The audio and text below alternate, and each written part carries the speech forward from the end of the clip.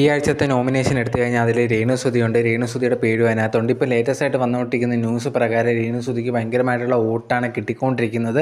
ഭയങ്കരമായിട്ടുള്ള രീതിയിൽ മുന്നേറിക്കൊണ്ടിരിക്കുകയാണ് എന്നുള്ള ഒരു കാര്യമാണ് അറിയാൻ സാധിച്ചിട്ടുള്ളത്. രേണുസുതിയാണ് ഇപ്പം വോട്ടിങ്ങിൽ നമ്പർ 1 സ്ഥാനത്ത് നിന്നാണ് അറിയാൻ സാധിച്ചിട്ടുള്ളത്.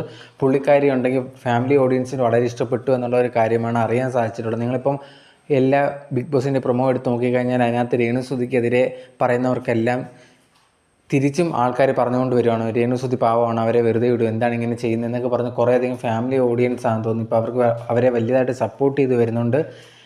ഇങ്ങനെ തന്നെ പോവുകയാണെങ്കിൽ ചിലപ്പോൾ രേണുസുതി ജയിക്കാനുള്ള സാധ്യത കൂടുതലാണ്. കാരണം എന്ന് പറയുന്നത് നേരത്തെ തന്നെ നെഗറ്റീവായിട്ട് രേണുസുതി വെളിയിലുണ്ടായെങ്കിൽ പോലും കുറേയധികം ഓഡിയൻസ്, അതായത് സാധാരണ അമ്മമാരുടെ അടുത്തൊക്കെ ഒരു മീഡിയ ചെന്ന് ചോദിക്കുന്നുണ്ടായിരുന്നു രേണുസുതിയെ പറ്റി. അപ്പോഴും രേണുസുതി അവരെ വെറുതെ വിടും, അവർക്ക് സപ്പോർട്ടൊക്കെ ആണ്, അവരവരെ കാര്യം ജീവിക്കട്ടെ എന്നൊക്കെ പറഞ്ഞിട്ട് ഇങ്ങനെ കുറേയധികം അമ്മമാർ പറയുന്നുണ്ടായിരുന്നു. അത് തന്നെയാണ് ഇപ്പം ഈ ഒരു ടെലിവിഷൻ ഇങ്ങനത്തുള്ള ബിഗ് ബോസ് വന്നതിന് ശേഷം ഇതുപോലത്തുള്ള ആൾക്കാർ രേണുസുതിയെ ഭയങ്കരമായിട്ട് സപ്പോർട്ട് ചെയ്യുന്നുണ്ട് എന്നുള്ളൊരു കാര്യം അറിയാൻ സാധിക്കുന്നുണ്ട്.